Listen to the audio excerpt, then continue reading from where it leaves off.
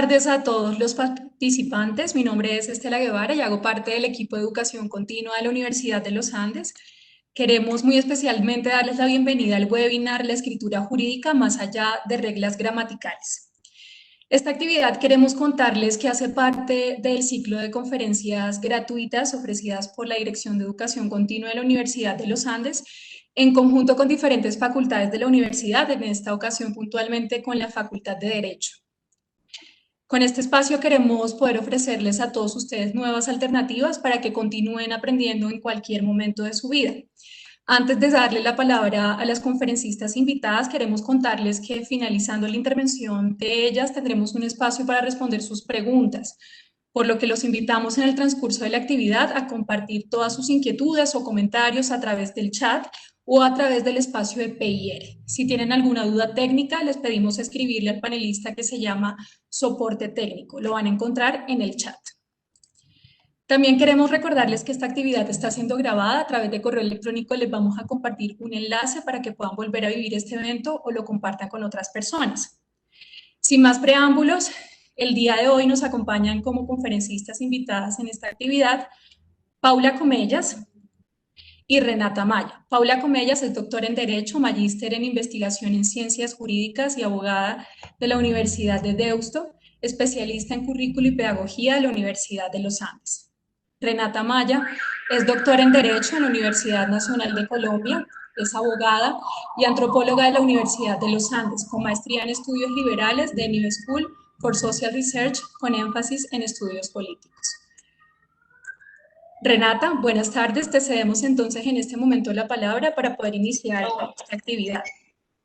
Bueno, muchas gracias a todos los organizadores de este evento en Educación Continua. Para nosotros es súper grato poder ofrecer este tipo de espacios y compartir con ustedes. En este momento son 206 participantes, un poco del conocimiento que hemos adquirido a través de los años en los temas de escritura y oralidad jurídica. Hoy, por supuesto, nos vamos a dedicar al tema de escritura. Teníamos planeados un par de ejercicios prácticos que seguramente nos va a tocar ir moldeando, pues dado que tenemos la posibilidad de conversar con ustedes a través del chat. Y pues básicamente les venimos a plantear una serie de elementos sugestivos sobre la escritura jurídica, pues que queremos poner y conversar con ustedes.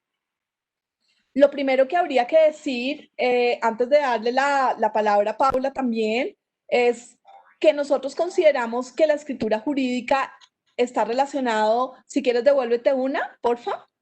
Eso, perfecto. Antes de comenzar con toda la presentación, lo primero que quiero compartir con ustedes es que para nosotros la escritura jurídica no es simplemente una cuestión gramatical, es una cuestión también de establecer relaciones con un público que no tiene una ventaja que sí tenemos los abogados, y es el conocimiento técnico.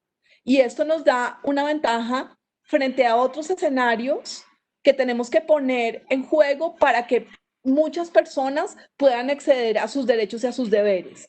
Por eso uno de los temas que les venimos a plantear hoy, la Universidad de los Andes, en compañía del Departamento Nacional de Planeación, del Instituto Caro y Cuervo, del ICESI, de la Universidad del Norte y de otras entidades, somos parte de la red de lenguaje claro.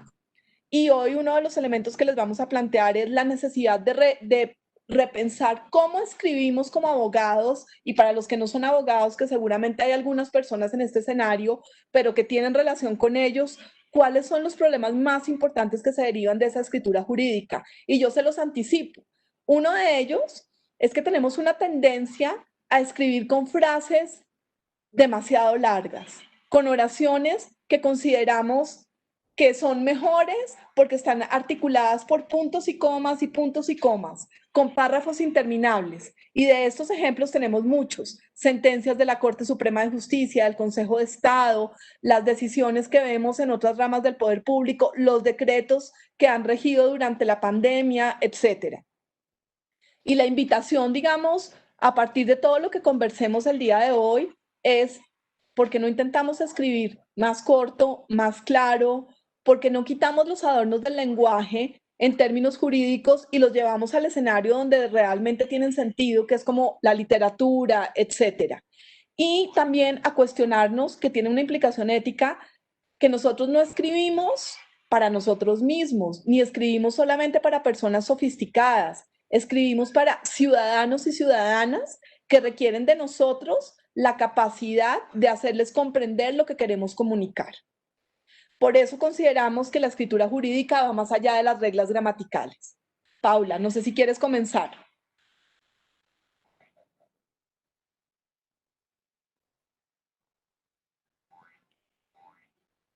Gracias, Renata.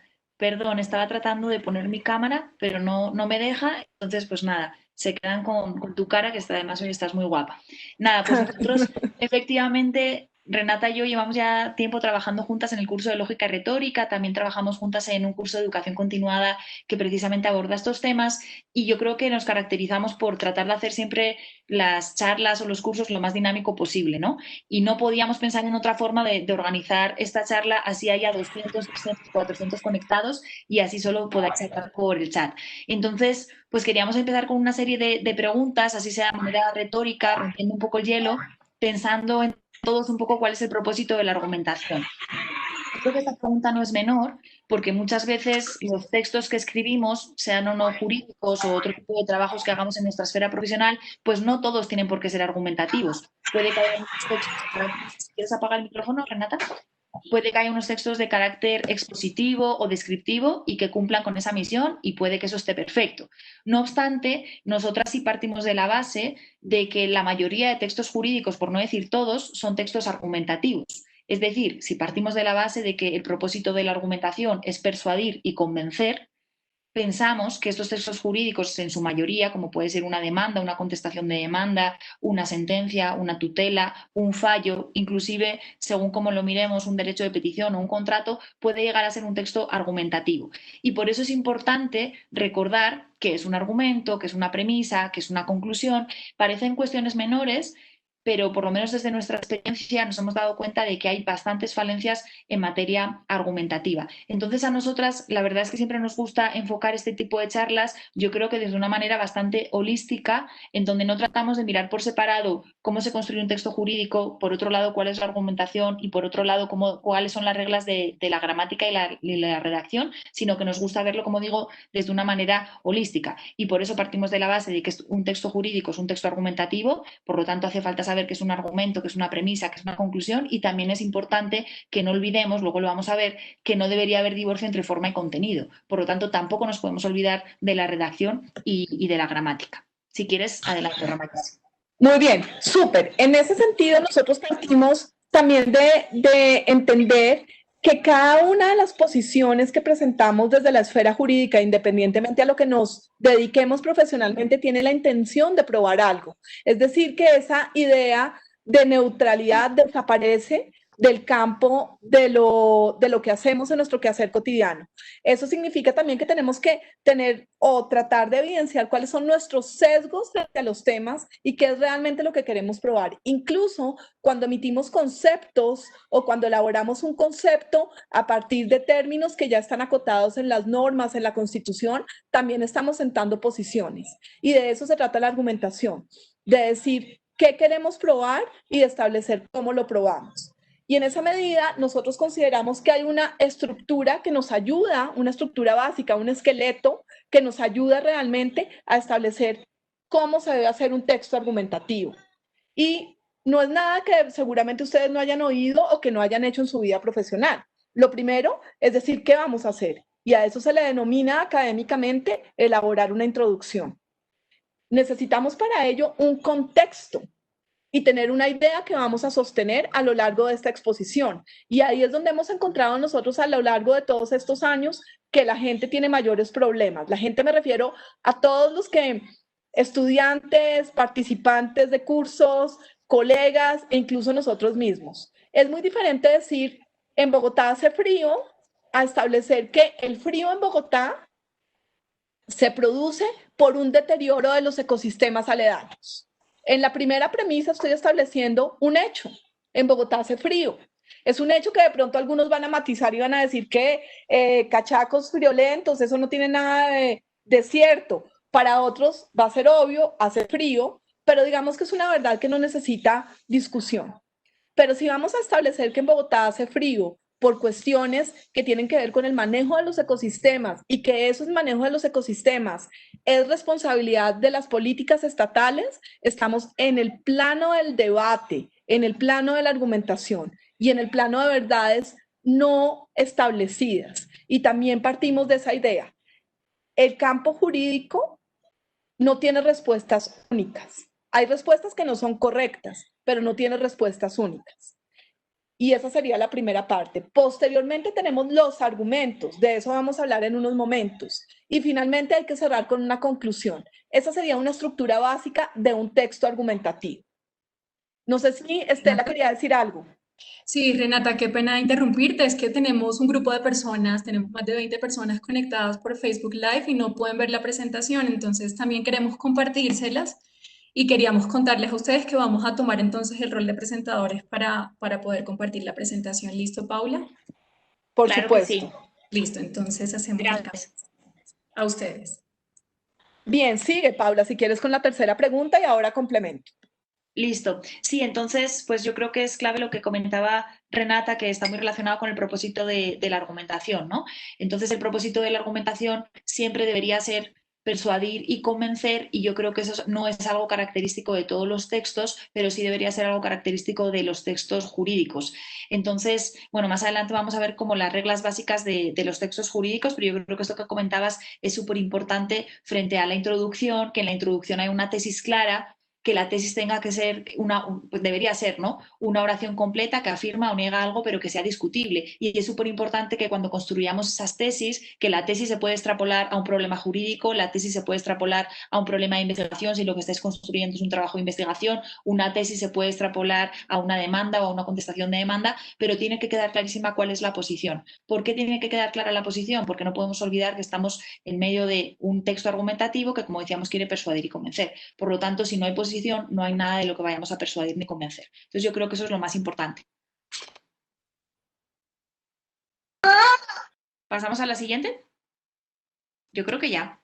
Listo. Entonces, como les decía, esas características, ¿cuáles serían esas características de los textos jurídicos?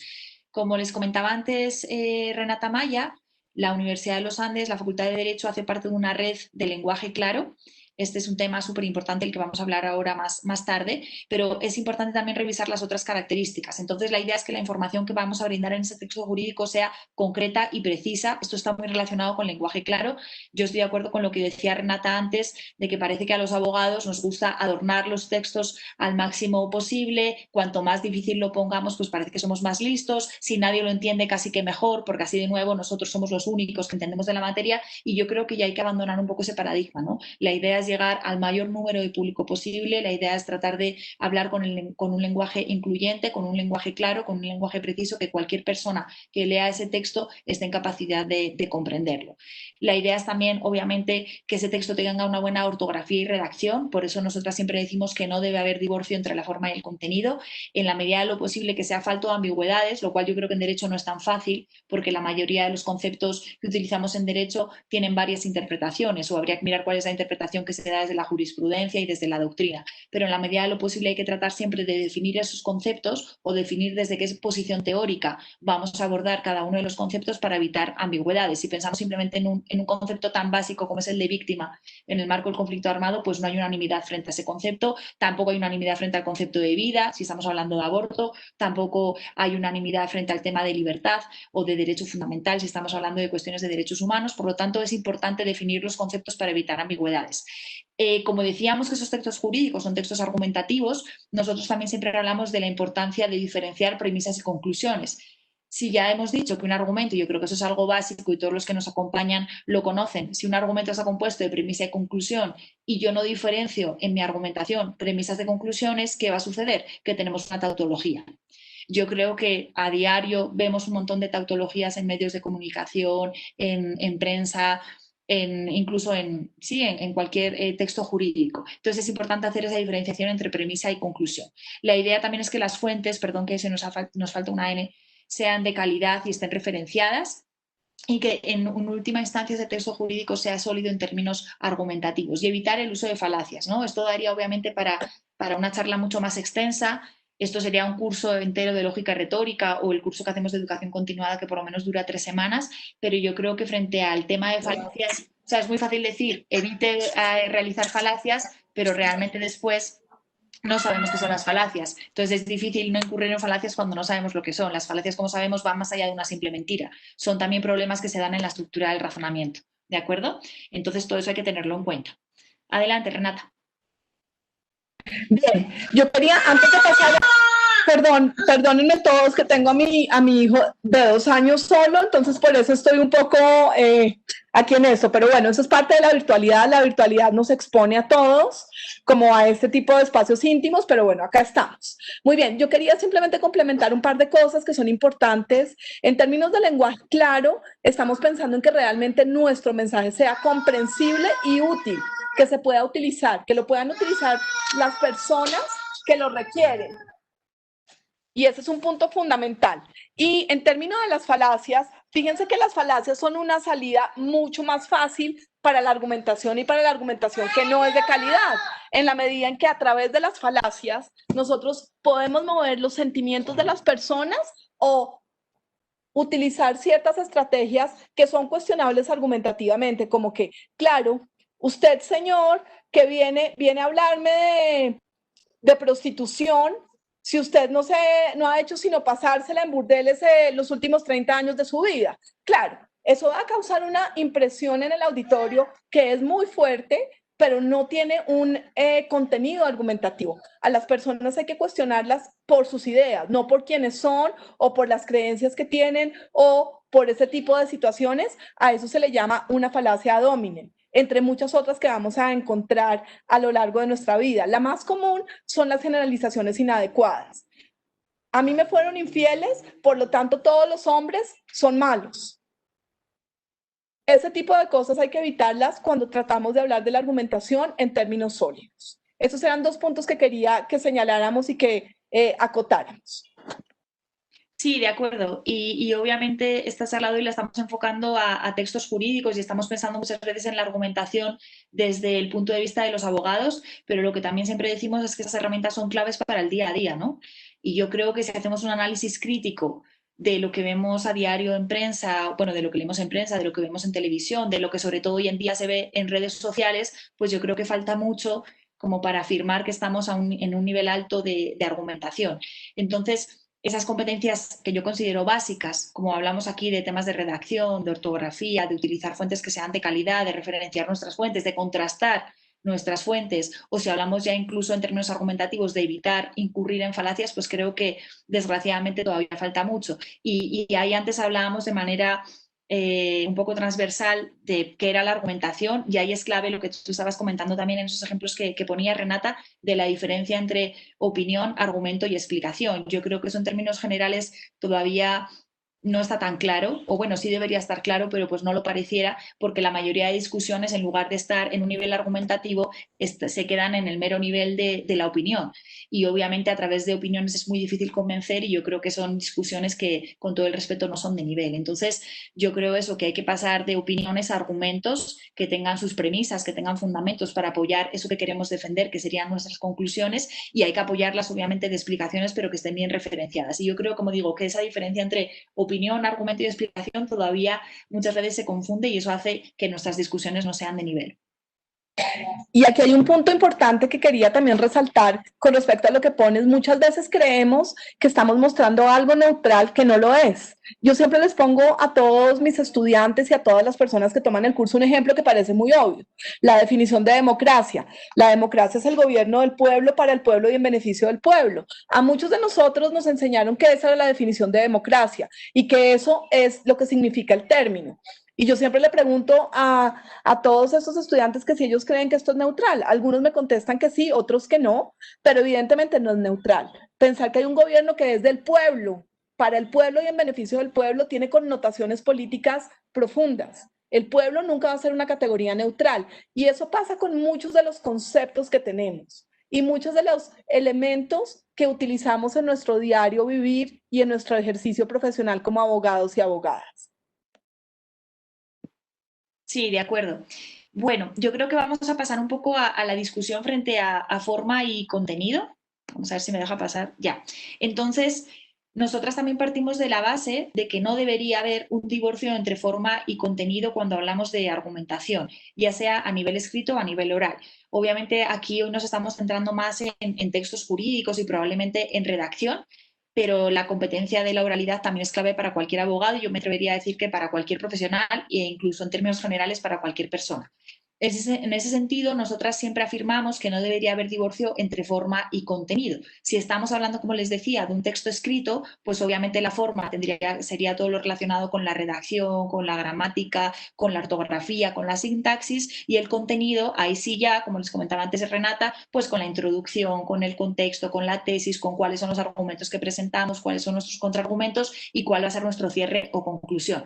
Pero creo que todos nuestros participantes estarán de acuerdo en que no debería haber diferencia entre forma y contenido, o que debería haber, mejor dicho, una cohesión entre ambas. Entonces, por muy buenas ideas que yo tenga, si no soy capaz de expresarlas a nivel escrito, pues el mensaje no va a llegar a mi público y no voy a persuadir y convencer, y a nivel oral va a pasar lo mismo. Y si tengo muy buena forma, muy buena redacción, se me da muy bien escribir y presento las ideas de una manera muy bonita, pero no tengo contenido porque no tengo argumentos, no tengo tesis y no tengo tampoco conclusión, pues tampoco voy a persuadir ni convencer. Y a nivel oral pasaría lo mismo, ¿no? Obviamente a nivel oral el contenido sería exactamente el mismo en términos argumentativos, pero a nivel de forma pues tendría que ver con el contacto visual, con el tono de voz, con los matices, con la expresión corporal y con un montón de elementos que son parte de la forma, pero que también van a influir en esa capacidad que tengamos de persuadir y convencer. Entonces, creemos que no debería haber separación entre ambas y que siempre hay que respetar esa relación entre forma y contenido. Un elemento adicional que yo quisiera resaltar en este tema y que nosotros también partimos de esa base es que hay muchas habilidades que pueden no desarrollarse en la vida porque son complejas, pero la habilidad de escribir y la habilidad que está complementada con la de escribir, que es la de oralidad, son habilidades en las que uno puede trabajar independientemente a sus circunstancias personales.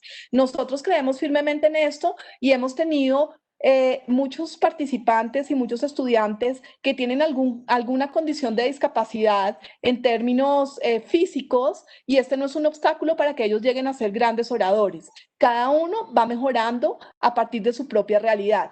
E incluso, y hemos tenido experiencias muy divertidas en ese sentido, quienes creen que ya saben todo en términos de escritura, cuando empiezan a revisar sus textos, a ponerse a prueba, se dan cuenta que muchas veces no tienen nada que probar. Y lo que dicen es simplemente es un párrafo explicativo que intenta pasarse como un párrafo argumentativo. Y en otros casos ni siquiera está claro qué es lo que quieren transmitir. Otro de los ejercicios que ponemos con mucha frecuencia es a traducir textos en lenguaje claro. Entonces, cuando uno se da cuenta, por ejemplo, que tiene un mensaje de 3, 4, 5 hojas y que quien lo lee ni siquiera sabe qué es lo que querían decirnos, pues hay un problema, y es un problema que va mucho más allá de la forma, mucho más allá de la redacción. Es que no se tuvo claro qué se quería decir, quién es el lector o el receptor de esa información y cómo va a ser recibido por ellos. Yo siempre pongo un ejemplo que parece político, pero no tiene. De una vez aclaro que yo no tengo ninguna relación con la Secretaría Distrital de Movilidad ni nada por el estilo. Pero les pido a todos ustedes que por un momento intenten meterse a Movilidad Bogotá. Cuando se meten a Movilidad Bogotá, van a poder buscar la información sobre sus comparendos. Y en esa información, solo por un momento, ahora lo hace cada uno, van a darse cuenta que son 3 líneas de información. Y cada línea es más compleja o sea, cada línea es mucho más compleja una que la siguiente. Solo al final de todo esto está un letrero que le dice a uno, no tiene multas. Y a veces ni siquiera se llega a ese punto. Entonces, el primer mensaje que tiene es, si usted es parte de intranet, entre por favor a este link. Ni siquiera lo afecta a uno, uno dice, pero ¿qué es esta cosa tan rara? Después dice algo como esto. No se encuentran asociados embargos ni desembargos a este número de identificación. En general, las personas no tienen por qué saber de qué se trata un embargo o un desembargo. Es una información sofisticada, compleja. Incluso cuando llevamos este ejemplo en grupos de jueces y de fiscales, todo el mundo es, pero ¿por qué me están diciendo esto? Hay que hacer un nexo causal difícil y complejo salvo que uno realmente tenga un embargo de su carro, no entiende claramente que está relacionada esa información con el no pago de una multa. Y después ponen una línea muy compleja también que dice algo así como, sus obligaciones no se encuentran en estudio de legalidad porque no tienen cumplimiento de los requisitos para ello. Uno no sabe realmente con esas 3 líneas si debe o no debe un comparendo y además se queda con la duda si tiene pendiente otra obligación. Entonces, fíjense que es un ejemplo muy ilustrativo de por qué no es suficiente con escribir, sino que hay que escribir bien, pero además hay que escribir con sentido, pensando en el auditario, pensando en quién va a ser el receptor de cada una de las cosas que nosotros tenemos y ponemos en un papel o en un correo electrónico o en un chat o en el WhatsApp, en cualquiera de las estrategias que contamos, con las que contamos hoy en día. Sí, totalmente de acuerdo. Y por matizar un poco y por complementar lo que estabas diciendo, yo creo que la práctica es clave en todos estos temas de argumentación, ya sea a nivel escrito o oral, y por eso hacemos nuestros cursos siempre es de la manera más dinámica posible y los estudiantes lo que hacen siempre es participar y hacemos simulaciones y hacemos roles y hacemos TED Talks y hacemos de todo para que los estudiantes puedan poner en práctica esas habilidades de escritura y de oralidad y que en el transcurso del curso pues puedan ir haciendo esos cambios, ¿no? Pero ahí yo creo que hay 2 cuestiones también que son claves y una es el respeto de la personalidad o de las características innatas de cada una de las personas. Entonces, la idea de la argumentación o de los textos jurídicos tampoco es que sean todos iguales, ¿no? Y yo creo que eso desgraciadamente hoy en día también se está perdiendo en la oralidad porque parece que todos queremos imitar a ciertas personas y perder un poco nuestra forma de ser y también se está perdiendo en la escritura porque desgraciadamente hoy en día muchos abogados lo que hacen es ir a internet y buscar modelos que a veces no están bien ni son las mejores referencias y todos hacen un copia y pega de esos modelos y acabamos teniendo y terminamos teniendo un montón de textos jurídicos que son todos iguales, pero que no son de calidad y que nadie le hace tampoco un análisis crítico, ¿no? Que necesitaríamos. Y luego, por supuesto, todo el tema de adaptar esas necesidades o hacer esos ajustes razonables para personas con discapacidad. Pero todo lo que decíamos antes de las características de los textos jurídicos, pues yo creo que es clave o que la clave de todas esas características va a ser siempre el lenguaje claro para que nuestro mensaje llegue al mayor número de personas posibles. Y yo creo que ya es hora de abandonar esa tradición, por así decirlo, de que los textos jurídicos deben ser muy enredados y muy técnicos para que nadie los comprenda y así sigamos necesitando abogados, ¿no? Esa yo creo que no es la idea. Aquí hay un par de experiencias interesantes en ese sentido. En consultorio jurídico, los que son abogados, pues este término les va a quedar muy claro. Perdón, quería hacer una acotación para el host. Hay personas en el chat que están pidiendo el link de Facebook Live. Porfa, para que se los compartamos a todos en el chat. Bien, volviendo a lo que decíamos, en consultorio jurídico, que es un espacio donde las personas con escasos recursos pueden ir a buscar la asesoría jurídica para resolver sus dudas y sus inquietudes en esta materia. Llegó una vez una usuaria o una clienta de consultorio jurídico que por razones extrañas tuvo que pagar ese año declaración de renta, no solamente presentarla, sino además pagar por 500,000 pesos o algo muy insignificante. Nunca en su vida había tenido que hacerla, ni elaborarla, ni presentarla. Y antes de ir donde nosotros, al consultorio jurídico, había ido a la DIAN y en la DIAN, en atención al cliente, pidió que le explicaran cómo se hacía una declaración de renta y le pasaron un compendio de decretos más o menos de esta magnitud. Y ella de una manera muy inteligente le dijo a la persona de atención al cliente, le dijo, señora, solo por casualidad lea conmigo el primer párrafo de cualquiera de estos decretos. ¿Usted entiende algo? Pues la persona se quedó boquiabierta y le dijo, pues si usted no entiende nada, imagínese yo. Y en todos estos memes y demás, siempre aparecen cosas curiosas en este sentido. Hay uno que a mí me encanta y que seguramente se los podemos compartir y es un señor que dice o la rana René, como ustedes quieran, llega y dice, uy, me llegó la decisión del juez, no sé si me van a meter preso o me gané una herencia. Digamos que todos estos elementos son una provocación para que nosotros repensemos la manera en que escribimos y comunicamos nuestras ideas. Continúa, Paula. Gracias. Bueno, después de haber llegado yo creo que a esa conclusión de que efectivamente hay una estrecha relación entre forma y contenido, que no debería haber divorcio entre forma y contenido, sí que les hemos querido traer a colación algunas imágenes que tienen que ver con redacción y con ortografía. Y finalmente vamos a dejarles un ejercicio para que puedan evaluar cuál es el nivel de sus competencias, tanto de escritura en términos formales como de argumentación en términos más de contenido. Perdón que no puedo pasar la ayuda. Ya, entonces, bueno, hay una primera frente a la riqueza de la coma, ¿no? Entonces, pues obviamente que la coma puede ser una pausa, entonces podemos decir no, espere o no espere. Puede ser también la solución, vamos a perder, poco se resolvió, o vamos a perder poco, se resolvió. Entonces, miremos que al final lo que decíamos, no es menor el tema de la forma, porque una simple coma puede cambiar completamente el sentido de lo que queremos decir. También puede cambiar una opinión, no queremos saber o no queremos saber, o puede condenar o salvar. No tenga clemencia o no tenga clemencia. Entonces, no es menor el tema de la forma. Aquí les hemos traído también otras que son un poco más chistosas, como por ejemplo, te deseo buenas noches o te deseo buenas noches. Entonces, nuevamente, simplemente el mal uso de la coma puede cambiar totalmente el sentido de lo que queremos decir y ya no estaríamos simplemente transmitiendo una información como sería te deseo buenas noches, que te deseo buenas noches, donde ya transmitimos dos informaciones diferentes. Entonces, eso es importante. Otra que les hemos puesto por acá, a ver si me deja pasar, esta fue, bueno, fue buenísima, salió en un periódico de España y ahí decía Pablo Alborán reina en la música española. Ahí cometen el error de introducir esa coma entre sujeto y predicado y pues obviamente cambia totalmente el sentido de lo que querían decir. Esperad que paso al siguiente. Este también salió en la televisión española, nos llevamos el premio. Entonces ahí dice, ¿no? La importancia de las tildes. Sin las tildes no entiendo si es una noticia o se está ofreciendo como sicario de hasta 6 personas y un extra por la suegra. Obviamente ahí lo que faltan son las tildes en las palabras en mayúscula.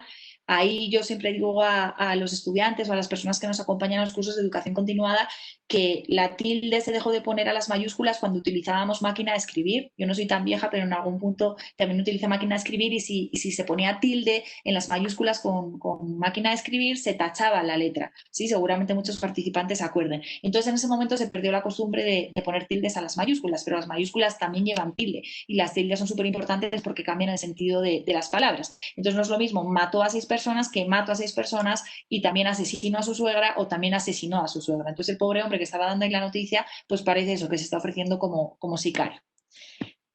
Otro ejemplo que tenemos por acá de la coma asesina, también se le suele denominar la coma criminal. Ahí la clave es que la coma nunca se debe colocar entre sujeto y predicado. Entonces, este ejemplo que tenéis aquí de Nelson Mandela también salió publicado en un periódico y pues no sabemos si estaba dando la noticia del fallecimiento o si realmente estaban teniendo algunas conspiraciones asesinas, ¿no? Frente a muere Mandela. Entonces, bueno, algunos ejemplos ilustrativos, yo creo, frente a esa necesidad de revisar siempre el uso de la coma. Aquí les hemos traído, ya enseguida vamos a terminar, pero les hemos traído este párrafo simplemente para que ustedes desde sus casas tengan la posibilidad de hacer esa autoevaluación de cómo está su nivel de competencias escritas. Obviamente esto es algo muy, muy primario, pero pues que no queríamos perder la oportunidad. Entonces dice, lea con atención el siguiente párrafo y queremos que traten de identificar al menos 5 errores, ¿no? En el texto realmente hay muchos más errores, no lo voy a leer porque la idea es que lo lean por su cuenta y que vayan identificando cuáles son esos errores. Por lo menos hay unos 11 errores de redacción y de gramática. Y vamos a ver ustedes cuántos identifican. Si por el chat nos quieren ir diciendo cuántos errores han identificado, pues sería maravilloso, pero ya decimos que por lo menos deberían estar en capacidad de identificar esos 5 errores. Vamos a ver además que no solo se trata de identificar esos errores de forma, sino que esos errores de forma también impiden que haya una buena comprensión del párrafo o se dificulta mucho la comprensión de este párrafo por esos problemas de forma. Entonces, bueno, no sé si han tenido la oportunidad de leerlo, por ahí están haciendo una pregunta. Listo. Ahora vamos a los temas de la lógica y de la dialéctica. Terminemos con este ejercicio. Sí, de acuerdo. Ahorita respondemos a las preguntas. No sé si quieres, podemos leerlo para que ustedes vean la importancia que tiene. Lo voy a leer tal y como está acá.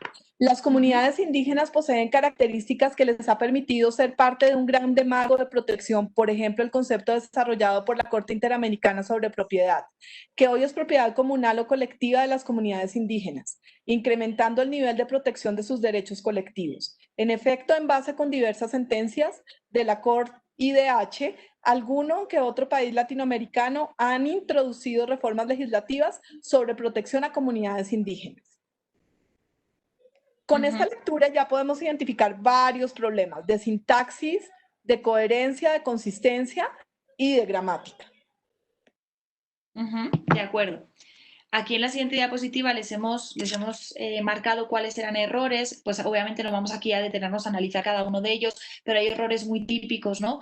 Como que no haya coherencia entre el singular y el plural del sujeto y el predicado, entonces no serían permitidos, sino les ha permitido ser parte. Hay un error muy común ahí en Colombia que suele ser poner en plural el verbo haber, ya sea en presente o en pasado, entonces típico que dicen habían muchas personas o hubieron muchas personas y eso es un error pues garrafal. Hay también problemas con el tema del punto, del uso de la coma, de no poner buenos conectores, abusar del uso del gerundio, que yo creo que ese es un error que últimamente se comete mucho en textos jurídicos, empezando incluso por muchas sentencias que dicen encontrando responsabilidad en el acusado. Y a mí me llama mucho la atención cuando utilizan el gerundio en esos casos porque digo, bueno, pareciera que siguen buscando responsabilidad en el acusado. Uno esperaría que si ya se ha dictado una sentencia, pues ya se encontró la responsabilidad, se probó esa responsabilidad y se le condenó. Entonces sobraría el gerundio porque no es una actividad que esté en curso, ¿no? Y bueno, lo típico también de en base con y de nuevo no poner en coherencia el plural del sujeto y del predicado cuando dicen alguno que otro país, cuando sería algunos países o algún que otro país. ¿Listo? Voy a pasar a la siguiente, Renata, antes de darte la palabra y antes de que contestemos las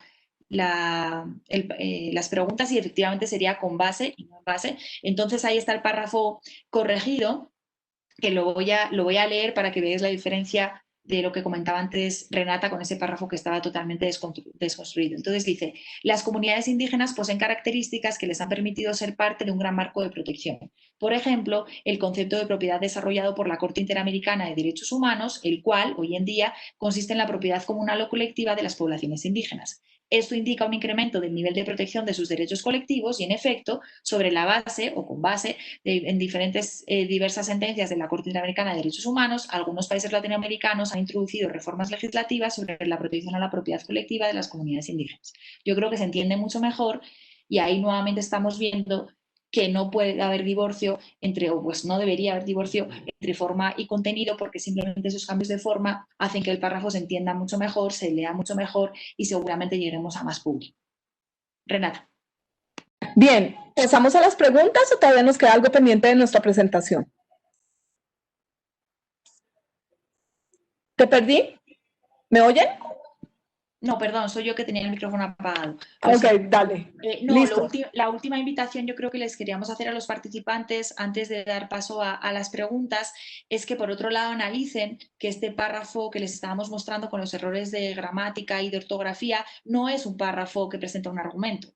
Es un párrafo totalmente expositivo que como mucho está presentando una explicación frente a ese fallo de la Corte Interamericana de Derechos Humanos, pero ahí no están tratando de convencernos de nada, simplemente nos lo están explicando. Entonces, el reto que queríamos dejarle a los participantes para que también puedan evaluar sus competencias en términos argumentativos es que traten de pasar este párrafo, que es expositivo, a algo argumentativo. Entonces, ¿cuál sería su tesis y su posición frente a esos derechos que les corresponderían de propiedad comunal o colectiva a las poblaciones indígenas? ¿Cuál sería su posición al respecto? ¿Cuáles serían sus argumentos para defender esa posición? ¿Y cómo harían un buen cierre? Entonces, como decía antes, es importante diferenciar esos textos que se quedan en un nivel meramente expositivo de unos textos que ya queremos que lleguen a un nivel argumentativo. Muy bien, acá veo varios comentarios de Olga Lucía Pérez Cárdenas, que está hablando precisamente de los errores y de las cosas que nosotros queríamos resaltar. Pone entre ellos, pues, que es informativo, y otra de las cosas que menciona muy apropiadamente es el envase. Yo creo que a mí al día me toca corregir unos 5 envases que no son de Coca-Cola, porque es como un cliché que ya se ha ido incorporando en nuestro pensamiento, al igual que otro tipo de anglicismos, este no, pero hay anglicismos como en adición, que no lo utilizan como se debe utilizar en español, sino que lo usan como si fuera un conector. Y no es un conector, en español no lo es. Entonces, fíjense que este tipo de cosas es muy importante. Y recuerden que hay una diferencia entre tener una buena idea y tener una idea debatible. Para tener una tesis, para tener algo que se quiere probar, es preciso que sea debatible. Por eso los abogados nos la pasamos en ese planteamiento y ya vamos a la pregunta de César sobre la lógica dialéctica precisamente, y es realmente que nosotros tenemos posturas que son debatibles, no verdades. Incluso la misma presunción de inocencia, que parte de una falacia argumentativa, porque se presume algo que realmente no es cierto, porque no sabemos lo contrario, se llama una apelación a la ignorancia. Como no sabemos si es culpable o no, preferimos presumir su inocencia. Entonces, digamos que incluso con algo como esto, cuando nosotros estamos defendiendo los intereses de alguien que se presume inocente o culpable, en ese caso, también hay algo debatible, su culpabilidad o su inocencia. Entonces, fíjense que para nosotros, en nuestro quehacer cotidiano como abogados, esa idea de llegar a tener buenos planteamientos y tener tesis o ideas centrales es un punto esencial. Nosotros siempre tratamos de convencer y persuadir a otros de asumir la postura que tenemos. Y ese convencimiento y persuasión de ideas tiene que ser honesta y tiene que ser claro para el público y para las personas que nos rodean.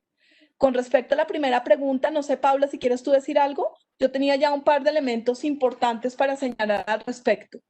Sí, te refieres a la pregunta de César Pasta, ¿no? Que De dice, César Pasta, para sí. argumentar es ejercitar la lógica dialéctica, en caso positivo, ¿qué reglas mínimas debe respetar esta lógica? Bueno, yo creo que aquí es importante diferenciar entre la lógica formal y la lógica informal. Todo lo que nosotros hemos estado hablando ahora y lo que hacemos en nuestros cursos está más cerca de la lógica informal que de la lógica formal, porque se basa básicamente en lo que decíamos del desarrollo de competencias de escritura, de oralidad y de argumentación. Por lo tanto, claro que la argumentación haría parte de la lógica dialéctica, claro que la argumentación hace parte de la retórica, de esa habilidad de persuadir y convencer, y frente a esas reglas mínimas que debería respetar la lógica, si nos vamos, como digo, a la lógica informal, nosotras siempre nos ceñimos a un autor que nos gusta mucho en ese sentido, que es Anthony Weston. El libro lo pueden buscar, se llama Las claves de la argumentación, y esas reglas básicas tienen que ver un poco con lo que comentábamos antes frente a las características que también tienen los textos jurídicos. Entonces, pues evitar que haya coincidencia entre premisas y conclusión, evitar tautologías, respetar siempre el orden. Si va a ser un argumento deductivo, entonces presentaremos primero las premisas y luego la conclusión, o si va a ser inductivo, presentaremos primero la conclusión y luego las premisas. Evitar que haya ambigüedades, entonces utilizar conceptos lo más claros posible, ser concretos, ser sintéticos, y también el tema de evitar apelar a la emoción como parte de nuestras premisas, ¿no? Que yo creo que está muy relacionado con lo que comentabas antes de las falacias. Esa presunción de inocencia, que es un principio básico del derecho, si lo miramos desde el punto de vista de la argumentación, sería una falacia basada en la ignorancia, ¿sí? Entonces, para decir o para afirmar que alguien es inocente o que es culpable, la idea sería partir de premisas sólidas y no simplemente quedarnos en como nadie lo ha demostrado, pues es inocente, o como nadie lo ha demostrado, debería ser culpable, ¿sí? Esa sería mi respuesta. Con respecto a lo que dice César, yo agregaría lo que dice Paula. Frente a la pregunta de César, agregaría un par de cosas. Es importante pensar que la argumentación es propia de escenarios democráticos y en esa medida estamos frente a la dialéctica, sin duda.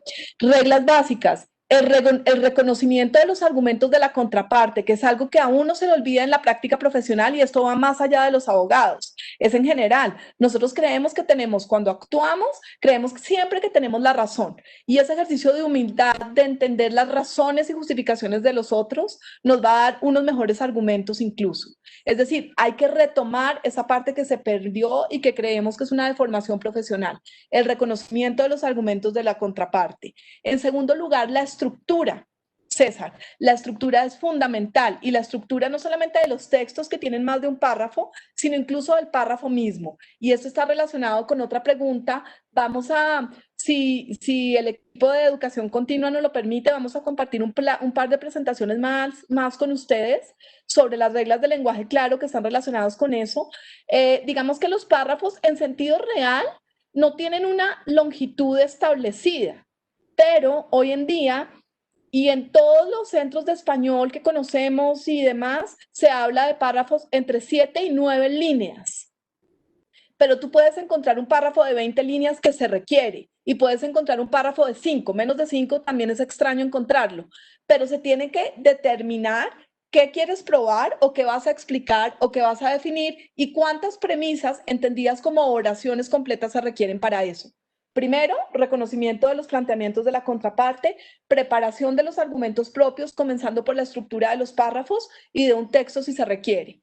En tercer lugar, es fundamental determinar a qué tipo de público o a qué tipo de auditorio, ya sea oral o escrito, ustedes se están dirigiendo. César, estos serían los 3 tips y hay que saber cómo enganchar a ese auditorio. Es muy diferente hablarle a 235 participantes que uno asume que en su mayoría son abogados o que tienen que ver con el mundo del derecho o que están interesados en general en la escritura y en la escritura jurídica en algún punto, que escribirle a un grupo de estudiantes universitarios de ingeniería civil o escribirle a un grupo de ciudadanos y ciudadanas en abstracto. Y fíjense que todo esto es algo que se puede ir desarrollando. Si no tienen muy claro quién es el lector potencial, uno escribe en abstracto imaginándose a quién le podría interesar. Y en ese sentido, hoy en día ya nuestra Corte Constitucional y las cortes de todo el mundo también están intentando escribir en lectura fácil, que es diferente al lenguaje claro. La lectura fácil está encaminada a comunicarse con las personas que tienen alguna condición de discapacidad, pero no sirve para ilustrarlo. Hay un par de ejemplos de nuestra Corte Constitucional que son preciosos, en donde la Corte le escribe a niños y le habla como niños, le dice, tú tenías el derecho a reclamar tus derechos. Un derecho es una posibilidad que tú tienes para ejercer tu vida o para desarrollar tu vida de una manera íntegra. Le explican incluso eso.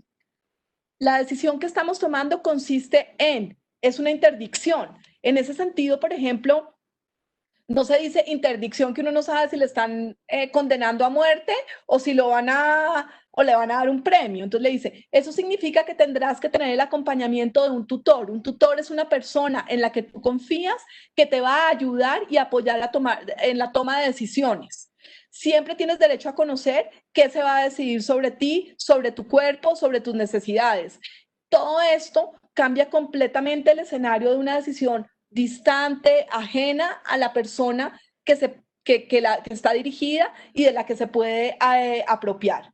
Aquí hay varias preguntas más. No sé si has tenido la oportunidad de ver para que respondas y yo sigo con un par extra. Sí, muy bien. No, tranquila. Frente a, bueno, estaban comentando ahí el tema también de qué tan larga debería ser una idea en un párrafo. Yo creo que eso ya le ha respondido. Además del tema de las líneas, que si deberían ser entre 7, 10 o 12, yo creo que ahí lo clave por complementar es que ese párrafo esté construido por varias oraciones, porque un error muy común también es que el párrafo esté constituido por una sola oración, que se vuelve ilegible porque es demasiado extensa. Entonces, mi recomendación siempre es que un párrafo tenga por lo menos 2 o 3 oraciones. Oraciones cortas y sencillas, cuando cumplimos ya con la sintaxis de sujeto, verbo y predicado, ponemos un punto y seguido. Si seguimos con la misma idea, podemos seguir en ese párrafo, pero en otra oración que sea también lo más simple posible para que se entienda. Entonces sería, y bueno, respetarlo de una idea por párrafo, que eso es básico, ¿no? Creo que ya eso Muy ya lo bien. hemos dicho.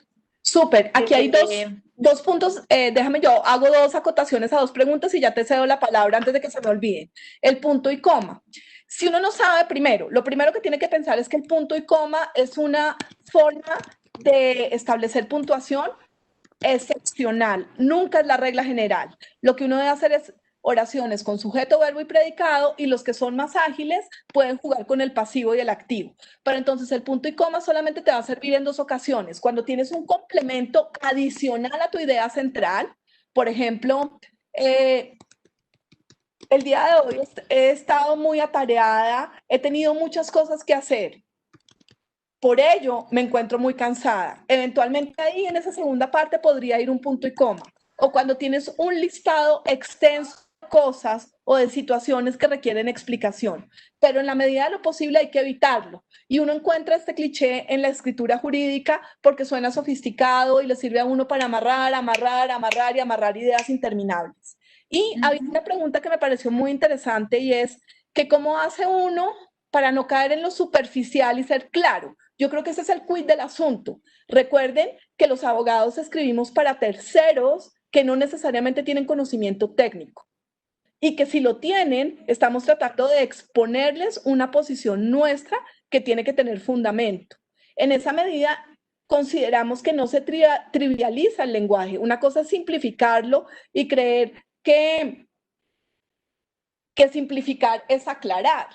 No, lo técnico se tiene que conservar, pero se puede conservar con una explicación. No es lo mismo decir, usted tiene un embargo, que explicarle a la persona, usted tiene un embargo que significa tal cosa y va a afectar tales derechos suyos. ahí hay un esfuerzo argumentativo adicional, un esfuerzo por explicar y en esa medida pues se lucha con eso, pero puede uno incurrir en ese problema, tienes toda la razón, la persona que hace la pregunta tiene toda la razón en ese sentido y hay que evitar confundir la claridad con la simplificación y trivialización del lenguaje. Y también hay que buscar el escenario en el que uno está. Si uno está escribiendo literariamente, uno ve a veces algunos esfuerzos no muy fructíferos por parte de jueces y de juristas, donde hacen intentos por llenar de metáforas, de referencias alegóricas, el lenguaje, porque uno tendría que preguntarse si realmente ese es el público al que se dirige. Es muy diferente cuando uno lee un texto de García Márquez, en el que se pueden tener todo tipo de licencias literarias, o un texto como el de Samaniego, no me acuerdo en cuál de ellos, que simplemente tiene un cuento completo sin puntuación. Eso se puede hacer en la literatura, eso se puede hacer en ciertos escenarios narrativos, pero cuando se trata del lenguaje jurídico, cuando se trata de comunicarse a terceros y de comunicarle derechos, deberes, posibilidades a terceros en términos de sus derechos y de sus deberes, el lenguaje es diferente. Sí, sí, yo creo que esa respuesta también está muy relacionada con esta pregunta de las implicaciones emocionales fuertes, ¿no? Bueno, todo lo que estábamos hablando.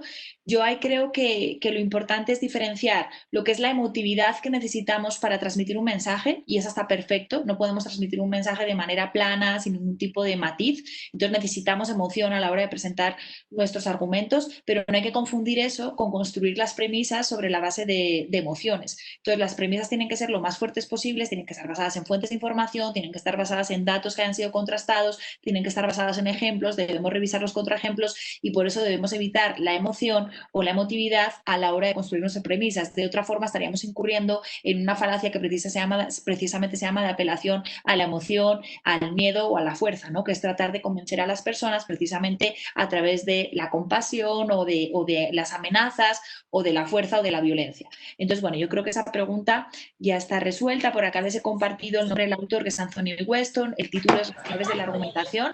Les he compartido un link en donde pueden encontrar el libro en PDF, pues lo hago porque está en internet, pero realmente merece la pena comprarlo. Es un libro cortico, que no es nada costoso, y es buenísimo tenerlo como parte de nuestra biblioteca para todos los públicos porque es muy comprensible, la verdad. También aquí podemos hacer una puya para nuestro libro también, que se llama Una mirada a la argumentación jurídica, lo consiguen en Ediciones Uniandes, es súper bonito. Actualmente lo tenía aquí al lado. Sí, claro, habla de todo esto. Y yo quería darle respuesta a un par de preguntas que también son interesantes. Una es, actualmente en Colombia se utilizan, ay, perdón, me lo movieron con el link que les pusiste, Peco Mellis, espérate. Actualmente en Colombia se utilizan las recomendaciones del lenguaje inclusivo en la redacción de textos jurídicos. Miren, en este tema nosotros tenemos discusiones que van incluso más allá de lo obvio. Pues digamos, son discusiones profundas en ese sentido. En la medida de lo posible se incluye, pero no se puede incluir ni con la arroba, ni puede hacerse legible el texto. Para eso el español nos da una posibilidad que es maravillosa y es buscar los términos neutrales. En español, el masculino es neutral. Pero evidentemente hay que mirar quién es el auditorio.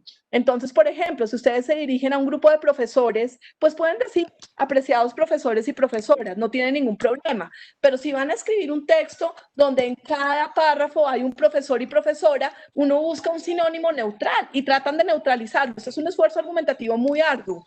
El último documento que tuvimos que revisar en ese sentido era una política de consejería que yo tuve que revisar, y realmente nos demoramos más de una semana buscando las palabras neutrales. Por ejemplo, cuerpo docente, estudiantes, el estudiantado.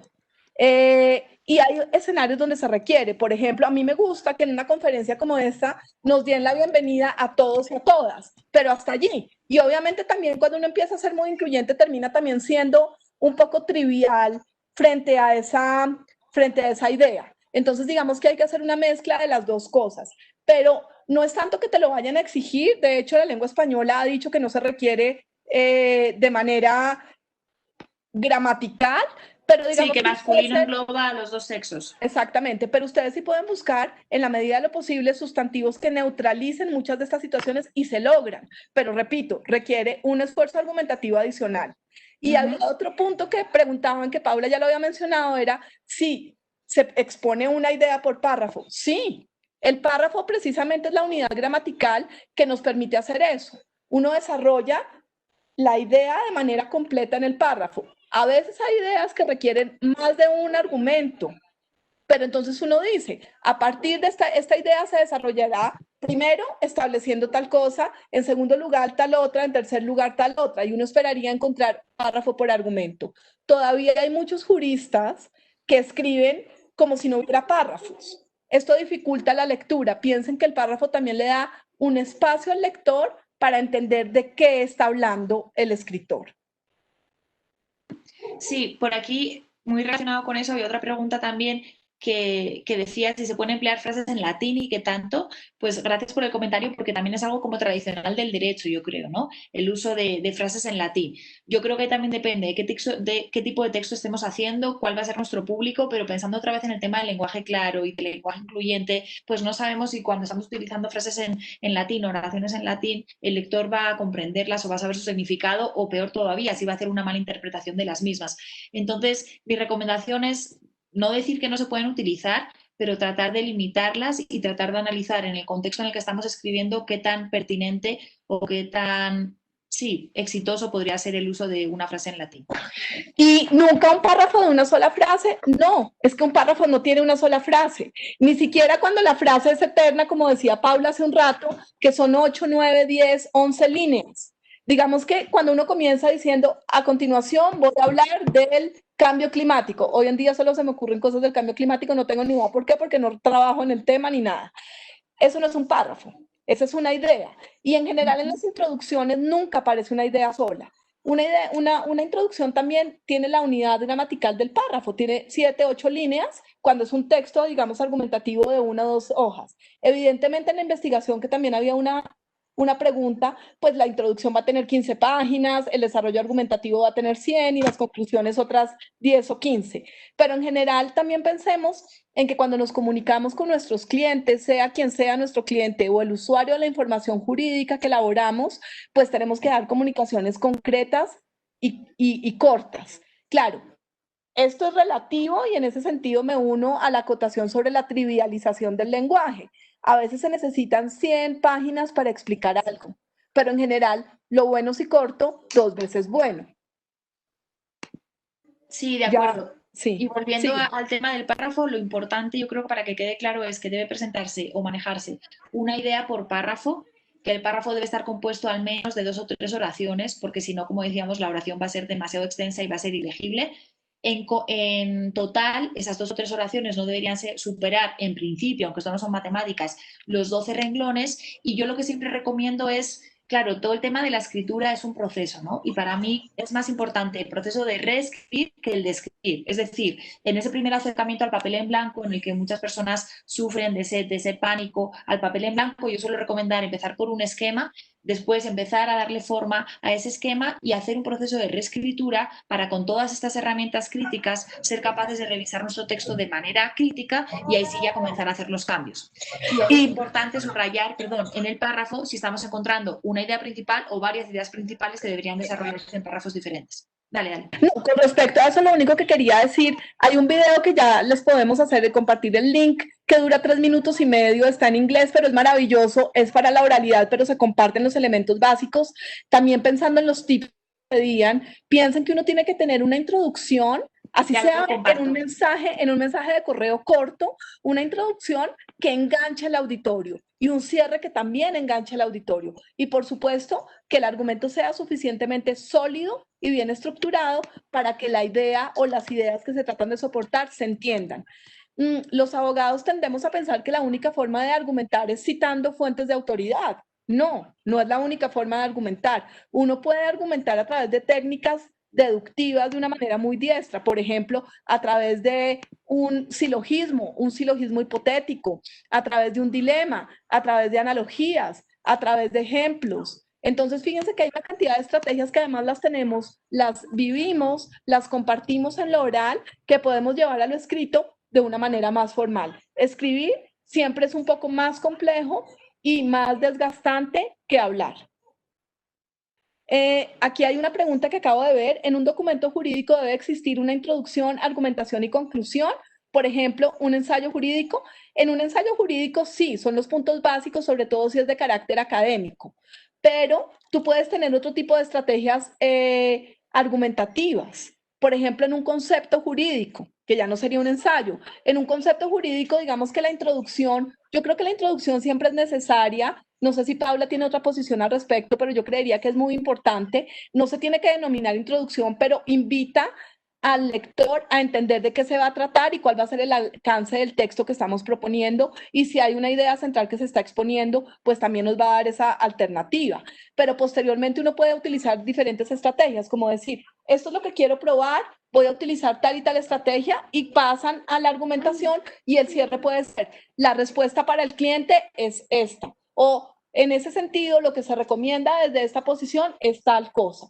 Entonces, fíjense que en última siempre vamos a tener introducción, argumentación y conclusión, pero lo podemos denominar de otra manera, como párrafo inicial, argumentos, que siempre van a ser argumentos, fuentes de autoridad utilizadas, normas citadas, problemas jurídicos elaborados y respuesta para el cliente, cierre, conclusión. Es más allá de lo formal. Y recuerden que no debe haber ese divorcio. Y aquí preguntaban si uno debe escribir en primera o en tercera persona. Ahí, digamos, yo tengo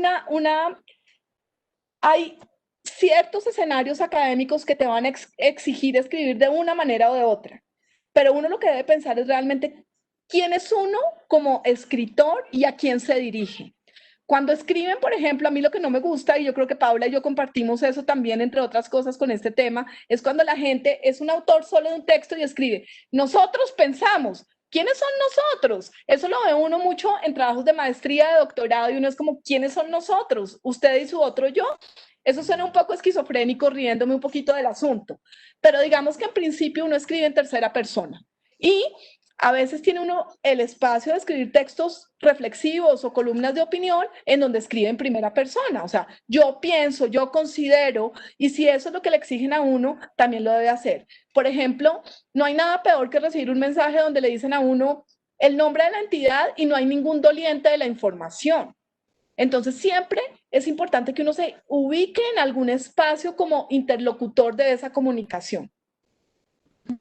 Sí, de acuerdo. Yo también soy partidaria, si tengo que elegir, siempre el uso de tercera persona porque creo que vuelve la redacción mucho más objetiva, ¿no? Y sobre todo si estamos pensando en textos jurídicos y más en textos de investigación, yo diría tercera persona. Pero sobre todo que haya unanimidad, ¿no? Porque también queda muy raro cuando al comienzo del texto hablan en primera persona, ya sea en singular o en plural, y después pasan a la tercera persona. Lo importante es que haya unanimidad. Por acá estaban preguntando algunas cosas muy interesantes, por ejemplo, frente a las citas extensas de jurisprudencia, que son la principal crítica en la escritura jurídica al momento de redactar los argumentos de derecho en las demandas. Entonces, que por sintetizar un poco la pregunta, ¿cómo hacen en un caso particular en donde la Corte Suprema de Justicia le asigna 25 tipos de indicios para probar la posesión por mencionar algún tema y cómo logra persuadir al operador judicial para que entienda que hay un cúmulo de indicios que debe tener en cuenta? Bueno, yo ahí creo que hay varias formas de sintetizar la información. Por ejemplo, podríamos mirar si esos 25 tipos de indicios se podrían clasificar.